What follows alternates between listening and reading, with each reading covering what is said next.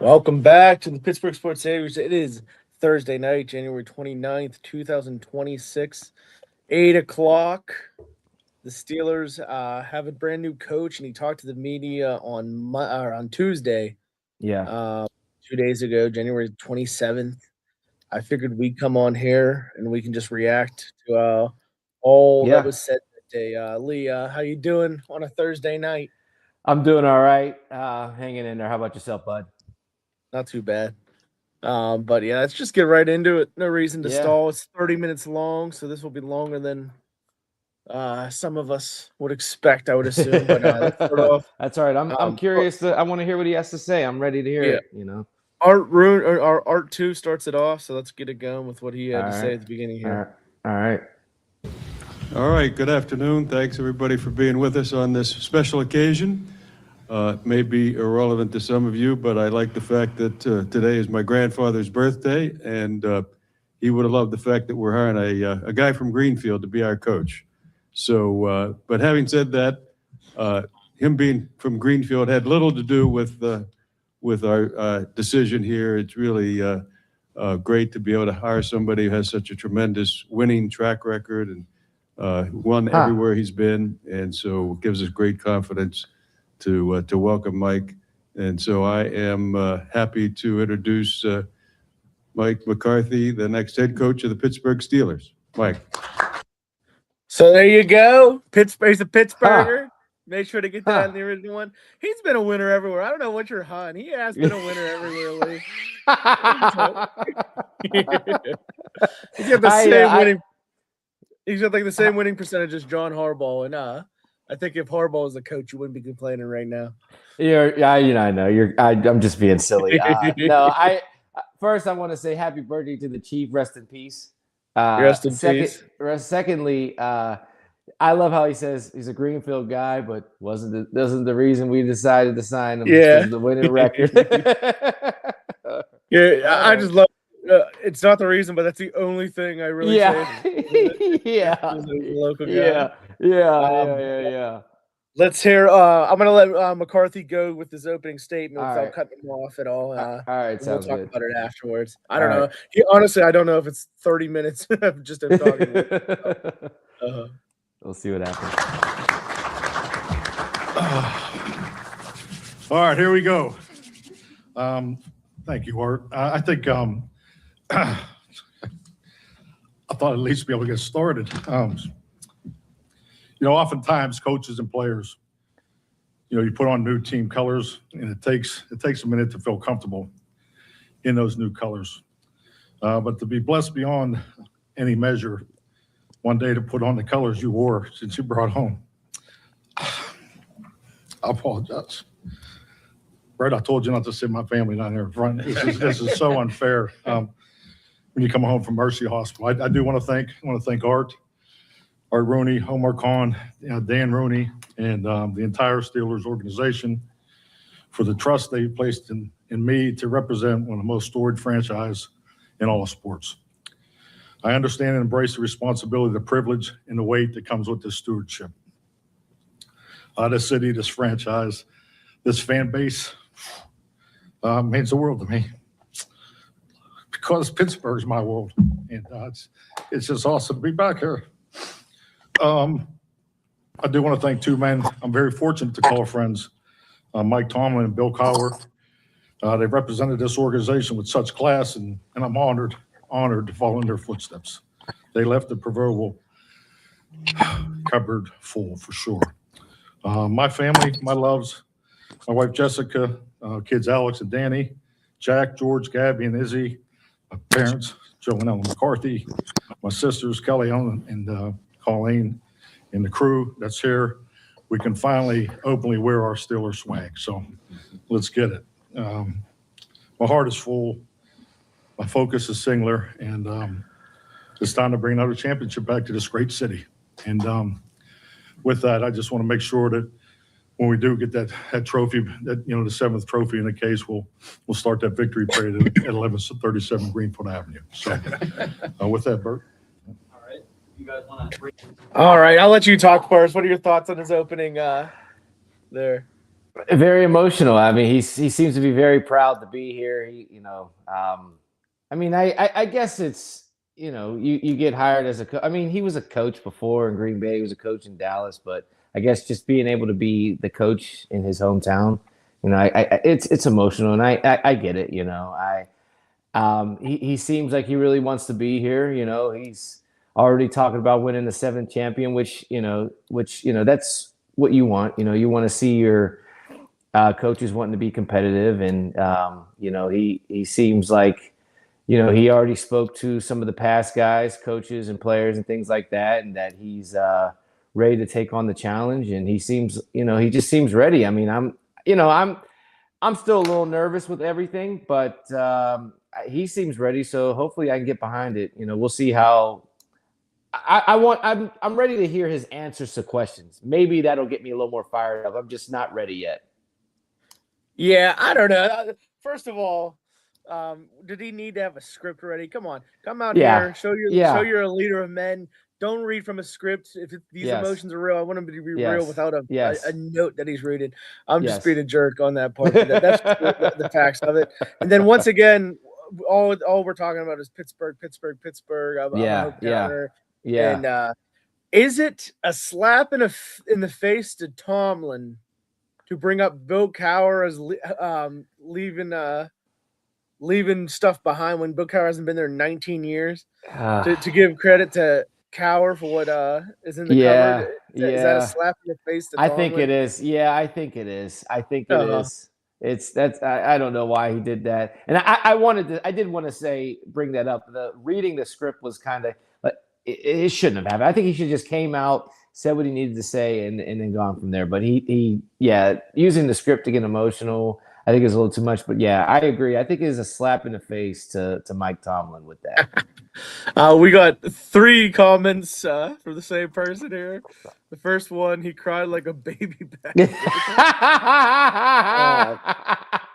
He cried like a loser. Ooh. And he's 62. What are we doing? Poor Mike McCarthy. Poor Mike McCarthy. All right. So let's get into some questions here. All right. We'll play it out, and if you want to stop it, let me know. All right. Sounds good. Raise your hand. We'll pass the mics over.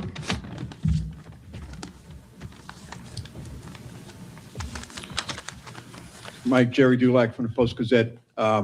Did you think and want to get back into coaching? And we've seen other guys take that year off and get back.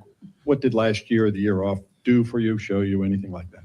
Well, the year off was awesome. Really family. I had a chance to take a year off in 19, and frankly, I really didn't take the year off. I just, we had a group of coaches, friends mainly, that we really treated it like a season. We started in February, and still today there's projects that I never really got to in Dallas. So I mean, it was a football deep dive on a lot of things. It was awesome. I loved it. Just to do it at that pace and do it with the people that I did experience that with. But this year was about family. I spent a lot of time with the family through the spring volleyball games, all that stuff. It was. I don't know why I'm so emotional, but pull it together, Mike. I had a great year. So. And then they would do some things too. The Pat McAfee show was awesome.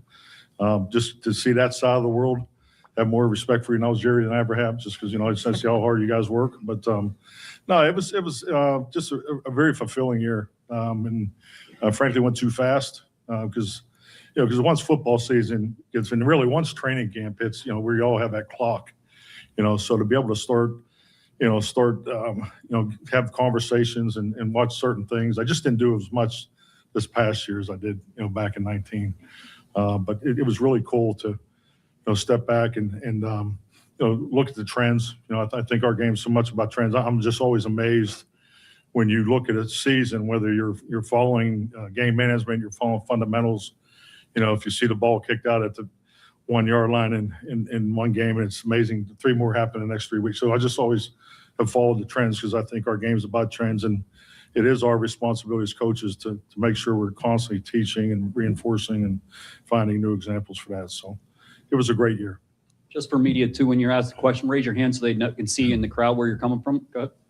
So that was a lengthy answer there. Yeah, yeah, Any thoughts on how he spent the year off? I think the bigger thing I want to take away is that last comment about sticking to the trends. yeah, Obviously, he's 62 years old, and I think that he's going to be attacked for that. Maybe yeah. the game passing him by if things start slow or anything like that. Do you believe him when he talks about the trends in football? I mean, he's emotional, so I guess I should believe him. You know, he's crying, so I guess I guess I should believe him. But I don't know. I don't think I do. I think that he is, like you said, he's a little older, and I think he has his own old school mentality of how he wants to approach the game, and the game is changing. You know, every season things are it's a little more faster pace with certain things and things like that, and I don't know if the way he's going to be coaching is going to be able to keep up with the league. I mean, again, he did very well with Dallas. You know, he did have, I think he had a winning time there while he was there, and but couldn't get over the hump with Dallas. But that's just the Dallas thing. They haven't, after Jerry Jones sold his soul in '95. That was that's it. They weren't getting anywhere further with that. But I don't know. I just don't think that he's gonna. I don't know. I don't believe it yet. We'll have to wait and see what he has to do. But he's emotional, so maybe I should believe it. Tough to teach an old dog new tricks, and he's going to be the play caller. Even if he brings a young guy in, yeah, he's still going to be the guy who's going to be responsible for calling plays and everything like that. But mm-hmm. we shall see. We shall see. Mike, Tim Benz over here from Trib Live. Question, just a football one for you. I'm not asking this from any other perspective except your own personal preference.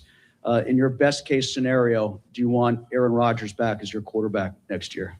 That's nice the way he asked that, right? That was slick. But I mean, definitely. I mean, I don't see why you wouldn't. But I think just like anything, knowing Aaron long enough, going through seasons, I think when players, to see Mel Blunt here, I mean, when guys are up at that stage of their career, they need to step away and decompress it. I think that's very important. The game is so emotional, what these men commit to and what they put into it.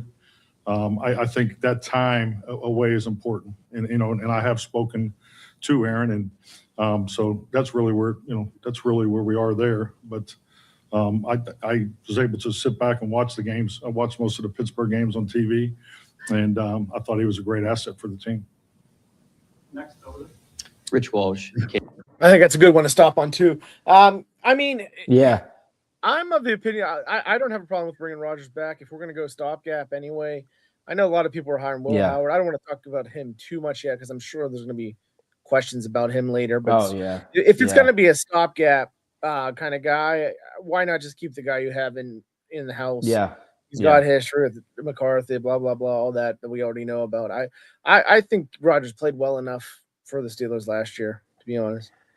He I mean, for his age, he played well. I mean, he's in his 40s. You can't ask him to do the things of a 20-year-old, and so guy had a fractured left wrist. He played through it through the rest of the season. Offensive line definitely couldn't, hold, the line too long for him. And guy was on his back a lot of the times. He did a lot more than any quarterback we've seen since Big Ben, left. And, he's had with more touchdowns being thrown, more yards being thrown, things like that since Big Ben's been there. And I think he did a decent, job.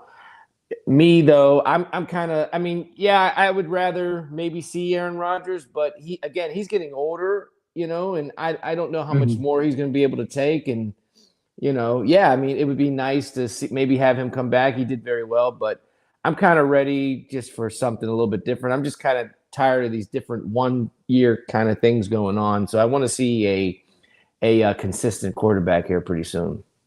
Yeah, that was my key takeaway. There was if we're gonna go stopgap, I got no problem if it's gonna be Rodgers. Yeah, I don't want to see them go and get another guy. I don't need another year of Russell Wilson or anything like that. I don't want to see them go get like Kirk Cousins or anything like that. Yeah, I don't want any of that.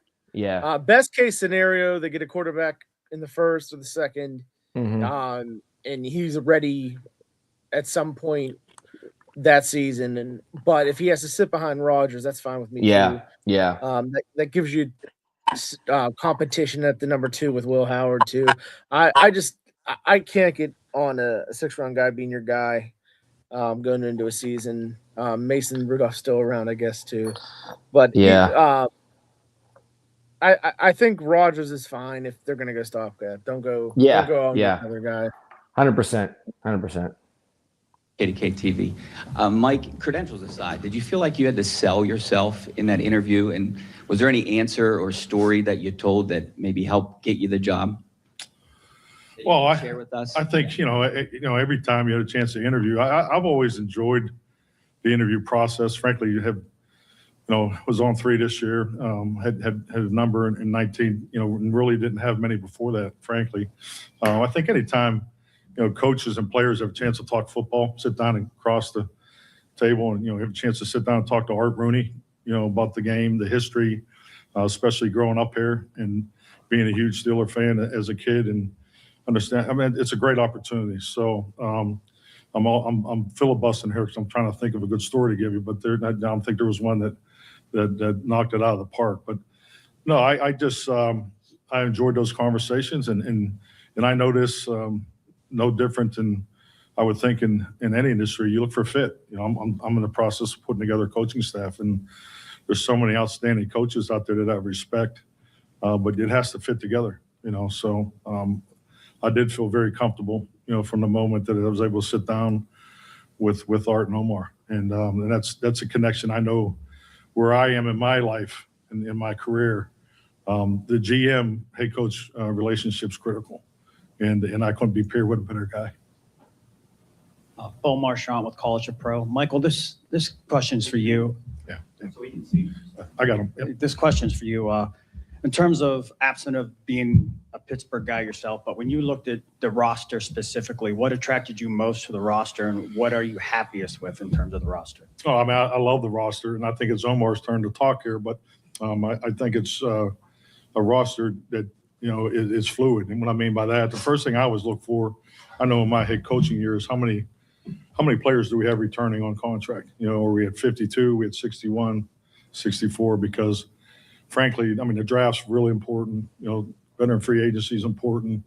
But that group of men in these off-season programs, particularly just being older, being in the league, that time you have together, those men will move the needle more, in my opinion, more than anybody else. And it's a great group of men, just based off the feedback that, we all talk to each other. And so I'm really looking forward to moving the needle with those guys. And definitely we'll add through free agency, we'll add through the draft. But, it's like I said, Mike Tomlin, and Omar, they've left me a lot to work with. So I feel good about the direction. I'm really excited about the defense. Great seeing Alex here, because defense wins championships, and, the history of the Steelers defense and staying with the 3-4 is important, as far as the origin of it. And that's something with the build off. I've been a head coach 18 years. I've had one top 5 defense, and we won a Super Bowl that year. So the importance of defense is critical. That's not a great it's not a great thing to tell you. They only have 1 year in the top 5. And, he did hire, or at least it's pretty much closing in on Patrick Graham, the defensive coordinator. He's been with the Raiders in the past, and the Dolphins also, or am I in that wrong? I think it was. I thought I saw Dolphins too. Yeah, I think those are the 2 teams that he's been a coordinator for. He really hasn't had too much success as a coordinator. Yeah. So we'll see how that works out. There's been a couple other moves. I don't know whether you want to call them moves or not, but they're going to keep Tom Arth, the QB coach. Scott McCurley and Gerald Alexander are also going to be retained. I'm reading here that offensive line coach James Campen and running back coach Ramon Chinyang have also been signed. I do not have confirmation on that. I'm just looking at that right now. Yeah. Hopefully that's not wrong. I'm just using AI, so blame AI. Yeah. comes back. But we do know Arthur Smith is gone. He's with Ohio State. Danny Smith is gone. He is with Tampa Bay now. And yeah, I guess Terrell Austin now is gone because they weren't retaining any of those guys, right? Isn't that what happened? Yeah. Yeah. So. Yeah, before the anything was announced, I think they told them that they could start looking around. And, obviously, Arthur Smith took the hint. Let's see where Terrell Austin ends up. Yeah. Let's go back to Mike. Yep. Mike Brooke Pryor, ESPN. The last three guys that had this job were in it for 19 years, 15 years, 23 years. You're a little bit more advanced in your career than they were when they took over, but how long do you see yourself continuing to coach? What do you kind of view this timeline as? Well, I think we're going to shift to dog years, number one. So it should be funny in your first press conference. That backfired on me last time. But so, no, I think really, I mean, Coach Noel growing up in the 70s, I just, when I got into coaching, that's when you look at someone you would like to emulate, and what Bill Kyer and Mike Tomlin have done here, trust me, I have great respect for that. But I really am. I mean, hell, I can't even get through the press conference. I'm looking forward to getting started tomorrow, and and this game is about winning. And the game has changed. My first year in the NFL was 1993, and the rules have changed. The way you train your team has changed. So those are things I'm focused on. I hope it lasts a very long time. Pause it. Can you pause it? Worley from Steelers.com. Like one. Coaches, friends, mainly. Oh no, go ahead. Oh no. I just wanted to say real quick. So he's 62, and we've had our three coaches, a little bit of longevity and things like that. But I don't know if I could see him at 82. Yeah, still coaching this team. You know what I mean? There's zero chance he's gonna be the coach. So it's just. He's talking about being here forever. He wants to die here. You're gonna have to pry the headset out. You're gonna have to pry the playbook. He'll be here 10 years max, I would say, and that's being very generous. I expect it to be 5 years or so. We'll see. You never know. You never know. I lost our spot, but hopefully this is gonna get us somewhere. We'll figure it out. That's not fair, Teresa. Yes, no, it was a great phone call. I couldn't get through the introduction, so I think you know how that went. Hey, Mike, Will Graves with the AP. Why did you still want to coach? What is it about this profession, that certainly you have great credentials, have coached a good long time. Some guys don't come back at 62. Not that that's not as old as it used to be, but what keeps you coming back? What made you want to get back into coaching? I mean, I love coaching. I think the biggest thing is the interaction every day with the players, the coaches, the support group. I mean, to line up every single day in the work and to do hard stuff, with people that are committed. I mean, there's nothing like it. And I've had a chance to step away and look at other things. There's nothing like the National Football League, and to do it at the highest level, it's something that I'm not ready to walk away from, and to have this opportunity, it just seemed like it was meant to be, on so many different levels. But Sundays are incredible, but Tuesdays, game plan days, is still one of my favorite days. So there's so many little things about the coaching profession that I love. But the fact of getting up every day, grabbing that cup of coffee and hitting it, getting it, and it's all about winning. So I'm just fortunate that I had the opportunity to do it again. Mike Pursuit at DVE.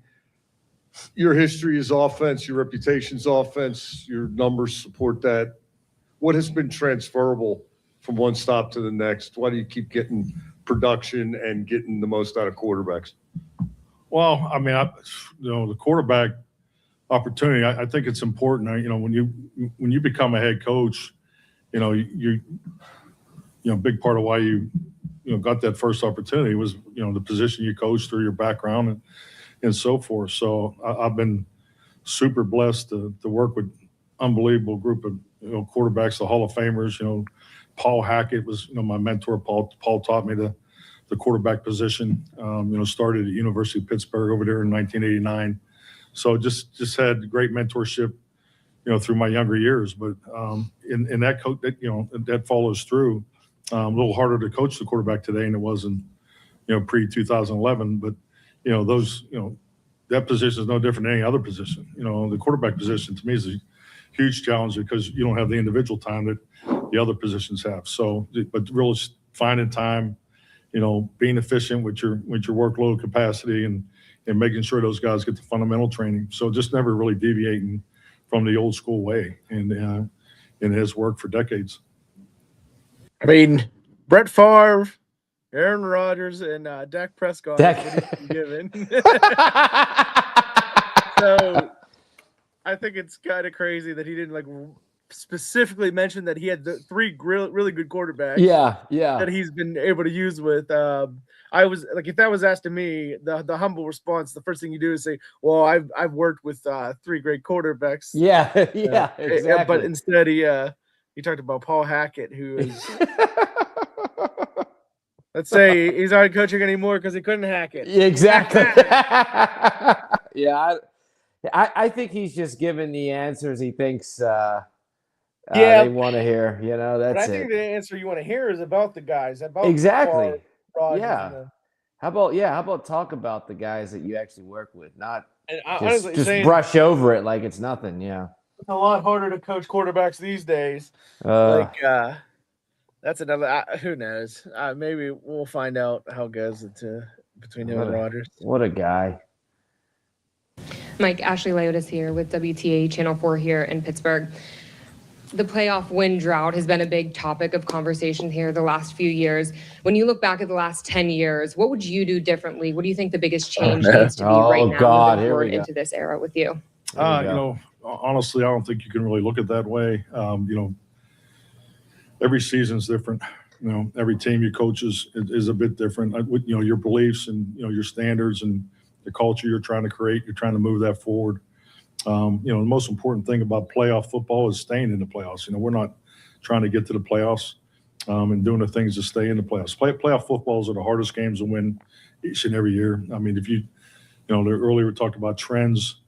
I think that the trends of the fourth quarter changes is something that I know I've been watching, the momentum shifts and so forth, because in a lot of ways when I look at the training of the team, especially the way the off-season programs is orchestrated, you almost have to re-engineer how you want your team to train. And what I'm talking about is you need to put more time and energy into the end of the game, because you look at the playoffs, because it's about winning a championship. It's not about getting to the playoffs and winning one game. It's about bringing the trophy home, and that'll always be the goal. So I think the trends of the playoff football. I think there's been one game this year that didn't come down to the last series in the whole playoff outcome, and that trend has been in place for years. So there's not too many games in the playoff that does not come down to the 2-minute drill.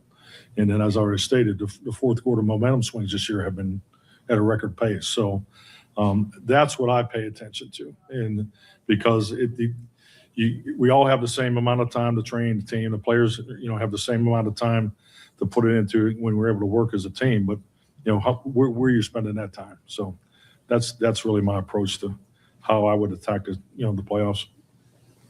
He scared me at the beginning, but he seemed to figure it out at the end there. When he first was talking about the goal was to stay in the playoffs. Yeah. I mean, that's what the last guy got pretty much kicked out of town for, getting to the playoffs and not doing anything. But he ended up following through with some things that made more sense than where he was going at the beginning. You have any problem with that answer? No, there was one part though. I thought he took a shot at Mike, where he's kind of said he's like it's about what are you guys doing in the practice time to prepare for that type of thing, like what's going on with it. He could make a slight. It was like a slight I don't think thing, so. I don't think it was a shot. No, the way that question was asked, he could have took a shot for sure. Yeah, and he immediately did the opposite. He immediately says not that he doesn't want to look at it like that. I don't think that was I think that was a general statement in my opinion. Maybe you're right, but I don't see it that way. Yeah. No, but I thought it was good. I thought it was Good answer. Uh-huh. You know, yeah. Mike, Jeremy Scott from WESA here in Pittsburgh. There's the legend of the unopened Iron City can that was passed along from Coach Knoll to Coach Cower, then from Coach Cower to Coach Tomlin. Did you get that can? Well, I really haven't had a chance to, get to the office yet. So, but yeah, I'll let you know. So. I heard Tomlin fucking poured it down the drain. He said he's done with Pittsburgh. Honestly, where the hell is Mike Tomlin? Where's Mike Tomlin? I don't know. I have no idea. There was only one sighting of him in Georgia to see his daughter and doing gymnastics. Yeah, that's right. Okay, at least we got that. Mike, it's insane he did not have an exit presser. It truly is crazy. I think it was his choice, obviously, and wonder if he'll regret that at some point, not coming in. But I'm sure there's a lot of emotion and reason behind it. But yeah, what happened to Mike Tomlin? Has anyone seen him? We might have to do a podcast on that one, do some investigation, see what's going on with this. Yeah, see where he's at. Mike Tomlin he probably took the Iron City can with him. He's fucking pouring some out for the homies here and there throughout his fucking travels, wherever he's going, Oh, man. Maybe just chugged it on the way out. Yeah, that's a possibility. Hopped in the car. Yeah. Mike. Mark Cabali, Steelers correspondent for the Pat McAfee Show. You've had great success over the years developing quarterbacks, but you're taking over an organization here who wants to win now. How do you balance winning now and finding that next franchise quarterback? Well, I think you're always developing the quarterback. And I, been blessed to have, great starters, particularly, the last one, the Dak Prescott, Aaron and Green Bay Brett. But we've always approached it as the quarterback room. And because, that second quarterback, a third quarterback, they need to emulate the starter because that starter is dictating the rhythm and the timing and the precision with the perimeter guys. So I'm excited where I'm going with this. I'm really excited about Will Howard. I think he's someone that I thought he really came on there at Ohio State. I'm anxious to work with him. So, it'd be great to have Aaron back. But Will and Mason, I'm really excited to get started with those guys. Mike, Chris Adamski, tribute. I'm sorry, I can't see that as being the case. First of all, poor Mike McCarthy where I paused him there. That's all right. Poor guy. But I there's no way if Aaron doesn't come back that they're not drafting a quarterback in the first couple rounds. If that's the case, maybe I'm just out of touch. I agree. I think that you have to get another quarterback. Like you said, not every quarterback is Tom Brady. You're not going to get that, in the later round, and if he really thinks that Will Howard's going to be the guy, I don't know. He seems so excited though to be with Will Howard. So I don't know. Yeah. Before we go on, this is from Ben talking about Mike Tomlin. It's still the playoffs. He's missing during them, just like the last 10 years. Yeah. Good one there, Ben. Appreciate it. Interview triplelive.com. Do you plan on calling the plays, and what's your timetable for offensive coordinator and any coaching staff? And are those going to be people that you're familiar with from their past or around the league? Yeah, definitely. I will call the plays on offense, and so that obviously will run the offense. But these coaching staff, it's a bigger challenge each and every year. And I just think there's more moving parts to it. But it's been very fluid the last 48 hours. So. Alan Saunders from Pittsburgh Sports Now. I'd like to ask Omar and Art, a lot of the candidates you interviewed were younger coaches, defensive backgrounds. Did you come into this thinking that was maybe something you were going to do? And what was it about Mike that changed your mind maybe or stood out to you compared to some of those younger defensive guys? We came into this wanting to hire the best coach for the Pittsburgh Steelers. So we did not say, we're trying to hire a young defensive coordinator or, offensive guy. We had an open mind about it, I think, and really just, like I said, we want to make sure we found the best coach, and we were able to interview some great coaches. So I won't say it was an easy decision, but I would say at the end of the day, it was an obvious decision for us that Mike was the guy for the job. Yeah, just to echo what Art said. We were very open-minded going into this and interviewed really an awesome group of candidates. And, I think Mike's resume speaks for itself. Learned a lot through the process, but we're excited Mike McCarthy's the head coach. Missy Matthews, Steelers.com. Coach, this is for you and Omar. You guys crossed paths with the Saints many years ago. Short period of time. Is it surreal to be sitting next to each other in the capacity that you are today? And what do you remember about each other back then? We go first. Yeah, in case you say something stupid. It's hard to believe it. That was 25 years ago, but I grew up a big Saints fan. So for me, that year was really special because that was the first year that the Saints ever won a playoff game. Mike was the offensive coordinator, and it was an unbelievable year, and it was exciting, not only as someone that worked in the National Football League, but just as a fan growing up. But, we had some good times, but what do I remember the most? It's just the hard work we put in. I remember the attention to detail that this man to my right used to put into everything he did, and that still resonates with me today. But it was a good year, good experience, and can't believe it's been 25 years. It's gone fast, and I just, I always remember the first impression of Omar. You get hired, and just things are going 100 mile an hour, and it was my first time being a coordinator, and Omar had worked down in the personnel department and worked with the cap, and Jim Haslett had asked if I want him to work with us on offense, and it was awesome. I think it opened his eyes up to what coaches and players really put into it. And, and I always admired, you can see right away he's going to be successful, very bright, hardworking. And, and I think we just have always been connected since then. So let's test you on your New Orleans Saints from 2000. Can you name a single player on that roster? Aaron Brooks, is that the only guy I think of? He's the quarterback. He wasn't the main starter. Jeff Blake started 11 games that season. Jeff Blake. But Brooks did get 5 starts. But they also have a running back there. Big name running back. And the receiver is there already. I'm sure there's a receiver in your mind. He is already on the team.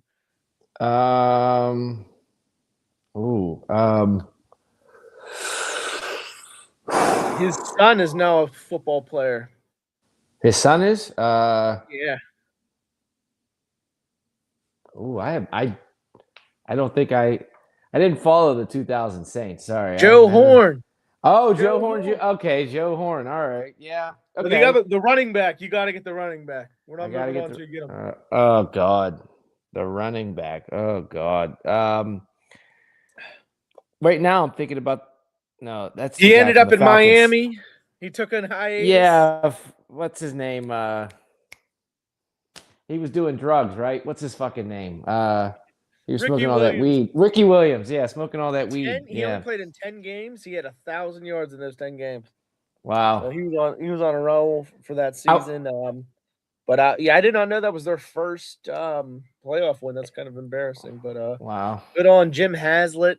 Good on Mike McCarthy. And I'm sure Omar Khan played a key role in that roster as well. Yeah. Hold on. Before you hit play, I want to go back to the previous comment before this one about them deciding on who they wanted to go for like their coaching and thing. Yeah. And I just wanted to say real quick, Omar Khan, he seemed more along the lines of we picked him because of his resume kind of thing. And then, they were saying that they interviewed some guy. I want to first say that the first 3 coaches we've had, they were all defensive coaches. This is our first offensive coach that they've went. Mike McCarthy is going to be being the play caller, so that'll be interesting to see. I don't know if they really gave all these guys a chance. I don't remember seeing like Shula and Shieldhouse. I don't know. Yeah, they didn't get in person. You know what I mean? Yeah, they got. I guess it was video or whatever. But I don't know if they really got the chance to be able to interview everybody like they wanted to. It just seemed like I think they had their guy ready that they wanted to go with. He was a Pittsburgh guy, and it just seemed like I think Art Rooney the second here. I think he's just a little. I think he's starting to lose his mind. I think he might start to have dementia or something. I don't know. He just seems like he's not with it. I don't think that's the problem. I just don't think he's a football guy. The kid, his dad was, and but no, I don't think so. Yeah. To your point, they interviewed in person Mike McCarthy, Brian Flores, and another candidate. And I can't think off the top of my head who the third guy is, but the main part of it is they hired McCarthy, and they interviewed 2 black guys because you have to do that for the Rooney Rule. So they did their minimum requirements in Mike McCarthy. So most likely they had decided at some point we're going to hire McCarthy, and we're not going to wait on anything else. So that's how it worked here. They're talking about a wide net, but it seems like that wide net wasn't thrown too far since you. I don't think it was. Yeah. Greenfield. So I mean, I know the 3 rivers are frozen right now, but geez, let's at least cast that net a little bit further. Come on. You know. But he's their guy. We'll see how it works out. We'll see how it works out. Yeah. See what else we get asked here. Yeah. Hey, Mike, Jeff Hathorn with The Fan and KDK Radio. You mentioned defense wins championships. You got a lot of defensive guys up here.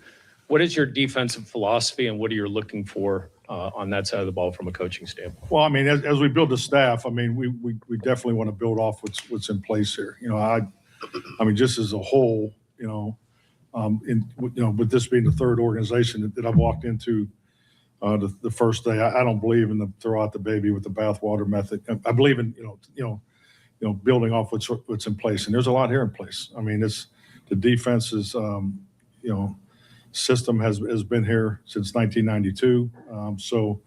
Came here with Coach Cowher and Don Capers. So always been a fan of it.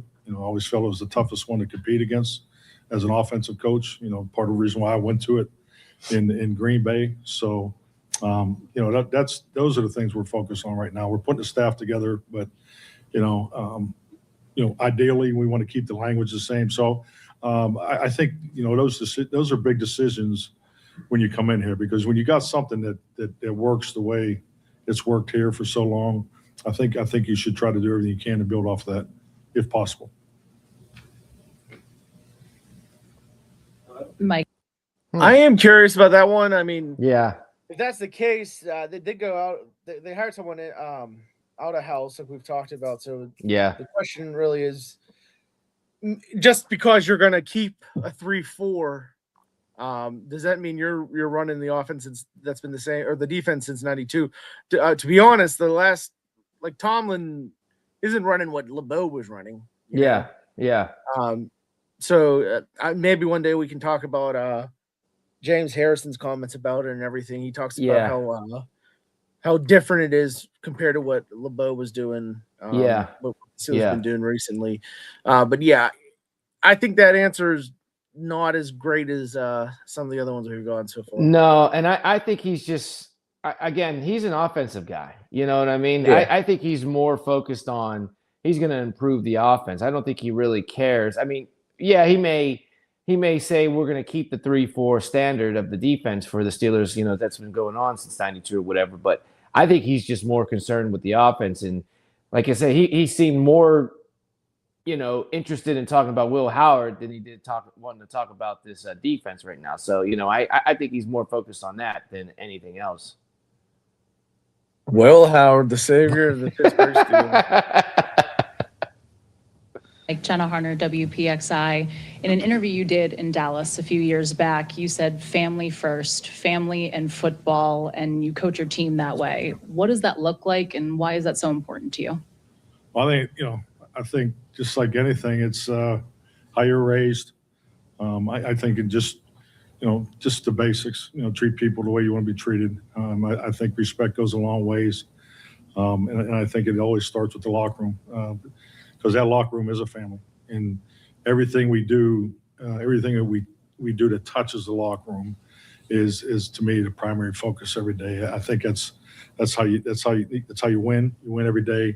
Those men are making the sacrifices. That those guys are performers, and when they cross the white lines, we got to feel that we've given them everything to be successful. So it's really keeping the light on the locker room, which is the family. Shelby Casassi with WPX. Tell me about your family. How they doing? They're doing okay. Things are all right. I don't speak to them too much. I speak to them. The only person I speak to is Buck. You don't have to.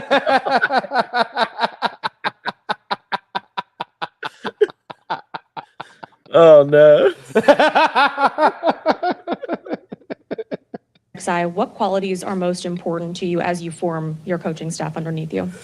Oh, I mean, a number of them. I think, We're gonna run the ball. We're gonna stop the run. That's it. That's what Mike McCarthy has to say. Yeah. I have a philosophy of how to structure one. I think there's 4 areas that I've looked at. Number one, you got to have experts. You have men that know the league. This league evolves.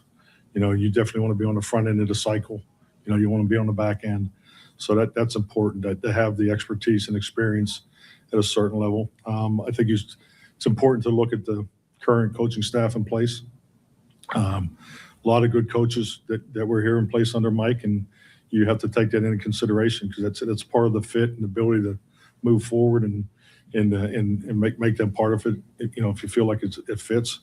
And the third one is you got to look at some of the young and new ideas out there that would fit the direction that you want to go with your team. So, and then you got to have them young dudes. You got to have the guys that grind. You got to have the grinders that are going to be there. And frankly, they came up the way Omar and I did. We didn't have the resources back then that you have today in computers. So, you slept in the office back then. You did those things. I'm not looking for that now because of the resources you do have. But so staying true to that, that methodology is how I've done it. And at the end of the day, it has to fit together.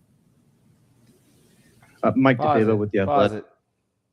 All those old guys on the roster, all those old guys on the staff, you better be packing your bags because you gotta go. He's going young. He's going all young. Got to have them young guys in there. Oh boy.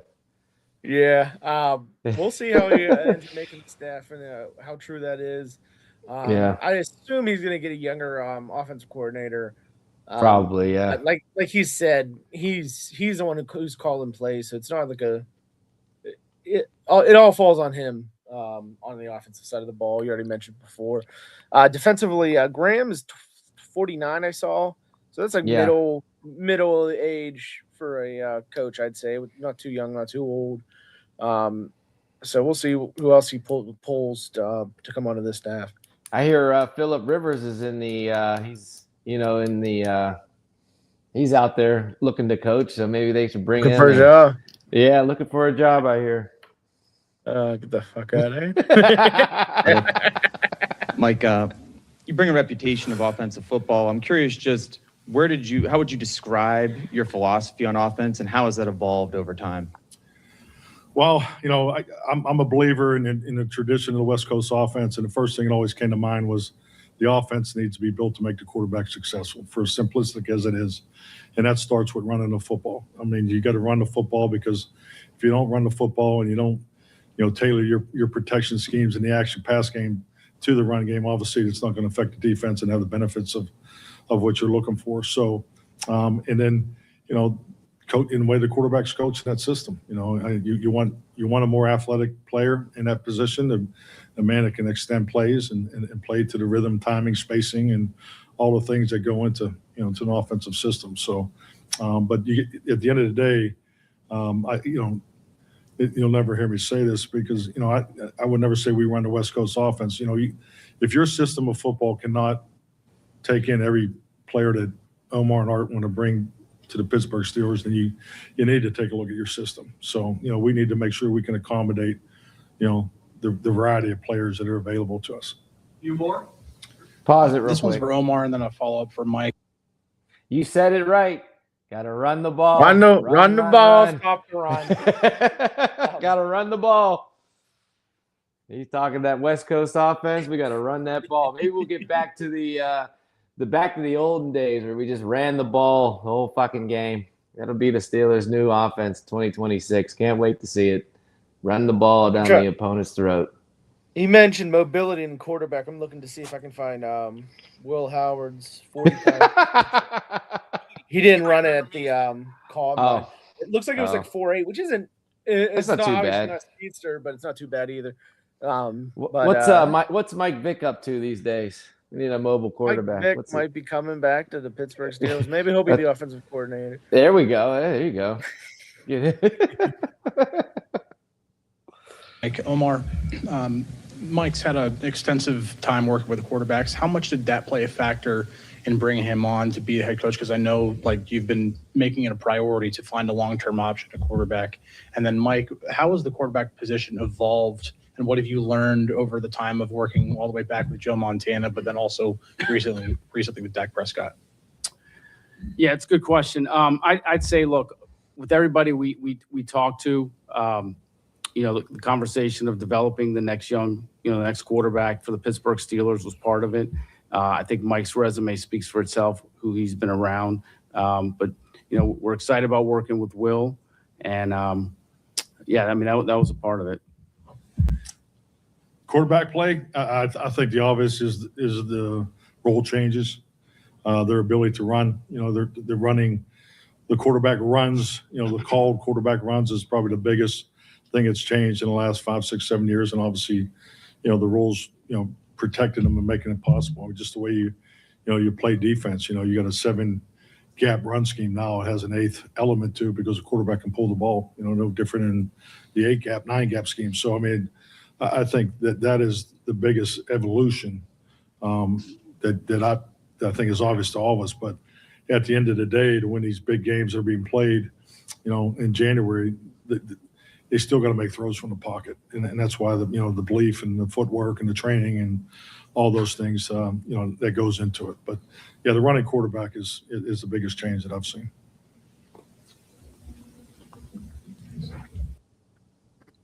Thoughts on that? You agree? Will Howard's the guy. They're gonna have him in there. Omar Khan likes him. They need a fucking pocket passer. Oh man, yeah. I mean, obviously, there's been more mobile quarterbacks going on. Yeah. There has to be more to the quarterback position in the last 5 years than that, right? There's definitely a lot more RPO, but I don't know if that's going to be something that's going to stick to it going further into the seasons. I think it's already starting to slow down. You look at some of the, obviously Josh Allen, a freak. But a lot of other guys really didn't succeed in the ways that they have recently this season, right? I mean, look at Sam Darnold. I mean, he's heading to the Super Bowl. He's not a mobile quarterback. He's doing his thing, and May and no, of course not. But they're not. No one thinks of them as RPO guys or anything like that. That's for sure. Yeah, exactly. Yeah. Mm-hmm. What's Lamar Jackson doing? He ready to leave Baltimore? He might leave Baltimore. We'll see where he goes. He might goes to Miami. See where he goes. Maybe he goes to Miami. Maybe. Hey, Mike, Brian Batko from the Post-Gazette. I just wanted to ask you, I mean, what can you share about what these last 72 hours have been like for you? How much of it's been, whether it's returning calls and text to family, together, and friends, Mike. and planning the next steps, draft there process, pre-draft wise? What can you pull back the curtain for us on these few days? I think the two words that jump to the front are overwhelming and surreal. The opportunity of the Pittsburgh Steelers, but the overwhelming response that's occurred. I mean, I've seen more. I've received probably twice as many, at least, text messages and calls than I did when we won the Super Bowl. It's been overwhelming. So, but the last 48, 72 hours have been about the staff. So, I mean, it's just been nonstop because, trying to make it fit together. And there's, it's more difficult to put a staff together today than it was 6 years ago and definitely 20 years ago. So, 2 more than left in total opportunities. Mike Ray Fittipaldo from the Pittsburgh Post-Gazette. When do you need to have an answer from Aaron by? And then second part of the question is, you took this year off. What's your first thoughts on this year's quarterback class coming out of college? That's probably a better question for Omar, just because I'm just getting started on the draft process, and we'll dive in that, frankly, once we get past this coaching staff development. But yeah, timelines, we haven't discussed that yet. Nick Farabaugh, Penn Live. Mike, your system has had lots of star receivers, guys like Jordy Nelson, CeeDee Lamb. As you look at the current state of your wide receivers and your weaponry, adding in the tight end and running back room, what stands out about it to you? And do you maybe need to add new types of receivers to fit what you want to do schematically? Well, I just think like any coach, you're supposed to look at what you have and you look at the opportunity to develop. And, as far as the receiver position as a whole, we were at our best in Green Bay. The Jordy Nelson era is because all those guys work so well together. And, this game's about matchups. Your ability to put, your third receiver on the third corner, or the third, and hopefully that's a favorable matchup, or move those guys around. And, you want your receivers to be able to play all three positions, because when you can have the flexibility of that, goes back to the first statement about making a quarterback successful, because the quarterbacks are trained in conceptual, in conceptual development of how you throw the football. So that helps you with their footwork training, because, but if you got 900 plays just to beat every defense or beat every, that's very difficult on a quarterback. So if you truly want to play to the rhythm and time of the quarterback, your perimeter guys being able to play multiple positions is very important. So that'll be our approach with these guys, and I'm looking forward to getting started with them. All right, thank you, guys. Give us a minute here. We're going to remove the table. Strong end, I'd say. That was a good answer there at the end. I like to hear some actual football talk and everything like that, right? He's a straight, narrow, blue-collar guy with great political answers. He fucking gave everything he needed to say the right way. What a guy. Welcome to the city, Mike McCarthy. Welcome back to Pittsburgh. Not welcome to, welcome back. We brought him home. Welcome back. Sorry, he's a Greenfield guy.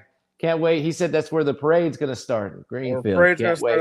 First of all, he gave an address. Hopefully, whoever lives there now is okay. What is he thinking? Oh, He just some random person. Do you understand how these Steeler fans? Someone's going to go to that home.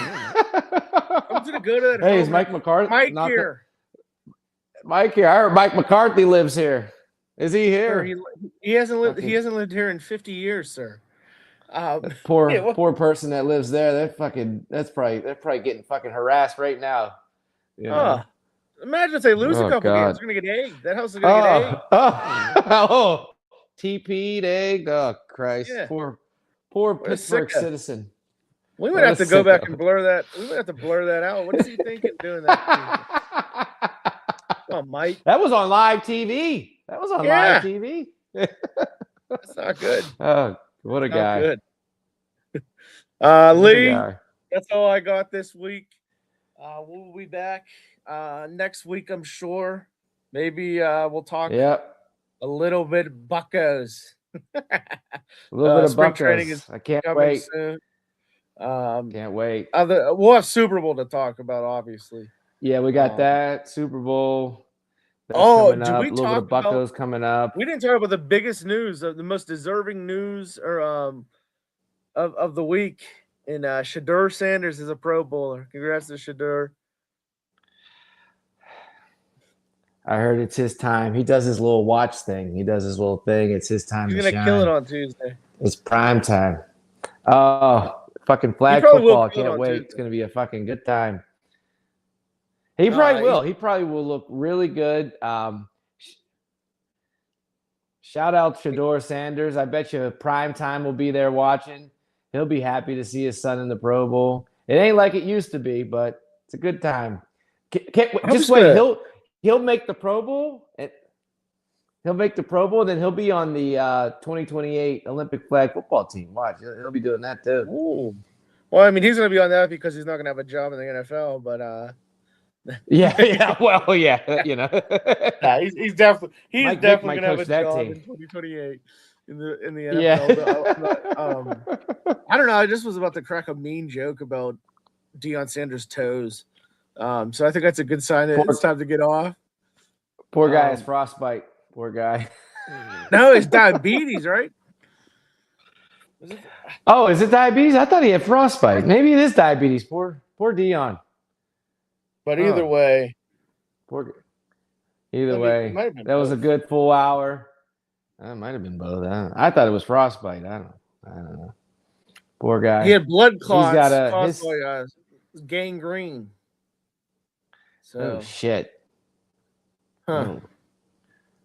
Poor guy. Anyway, it was a life-threatening issue, so let's not joke about it. Let's not joke about it. No, we went a full hour. I liked it. I loved it. It was great. We got to hear Mike McCarthy. I'm excited to see what he's got prepared for us. I'll tell you this: one thing will not get anymore. No more Tomlinisms. No more little things we can use to continue on. I'm gonna bring the answers. You're right. He's a straight shooter. There we go. Antonio Brown had that frostbite. Oh, there it is. Yeah, there we go. So, I knew somebody had it. I don't know. You know what it is? I think all black people look alike. That's my problem. That's the thing. I just love that I gave him messed fucking that one up. diabetes. I'm glad I gave him diabetes. Asshole. So I think you can get away with it better than me. That's all right. We'll see what happens. But Lee, we'll see what happens. You think we'll get anything funny with Mike McCarthy? Probably not, huh? Oh, he was cracking jokes. You didn't hear all his jokes? He said he gotta be funny. He had all kinds of. That's just the. If you're new to streaming, you want to level up, check out StreamYard, get a $10 discount. Hashtag. Check out StreamYard. Check it out. But yeah, you didn't find him funny, so maybe you're gonna have to figure out a new way to get your enjoyment from Mike. I feel it's gonna be fine as long as they're winning. If they start losing, these press conferences might be a little rough to get through. A little dry. Yeah, it could be a little dry. Like, I can't wait to. I can see him being curt and just getting a little nasty. Can't wait for the MVP chance to Will Howard. Can't wait. I'll see you, Lee. I'll see you. Have a good night. You too. I'll see you. Have a good one. Uh-huh.